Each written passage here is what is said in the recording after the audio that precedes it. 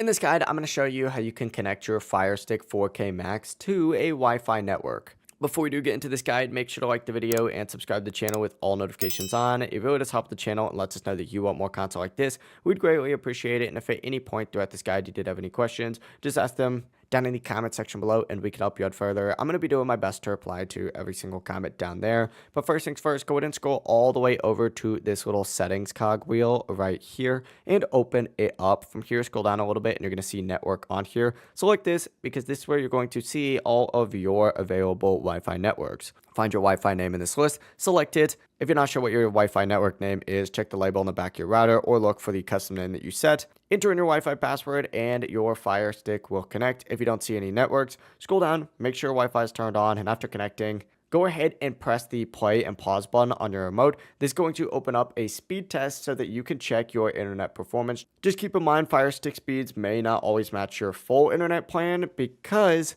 you might have too many devices connected, your network speed might be congested, or the Fire Stick signal is weak. If speeds look really low though, go ahead and try a power cycle. So unplug your Fire Stick for about 30 to 60 seconds, unplug your router for about 30 to 60 seconds as well, and then plug everything back in and test again. In my experience, Fire Sticks can be a little inconsistent on Wi-Fi, so using an official Amazon Ethernet adapter will give you a lot more stable and faster connection, especially for streaming or gaming. But that is it. That is how you can connect your Fire Stick 4K Max to Wi-Fi. If this guide did help you out, make sure to like the video and subscribe to the channel with all notifications on. It really does help the channel and lets us know that you want more content like this. We'd greatly appreciate it. And if at any point throughout this guide you did have any questions, just ask them down in the comment section below and we can help you out further. Have a great rest of your day though.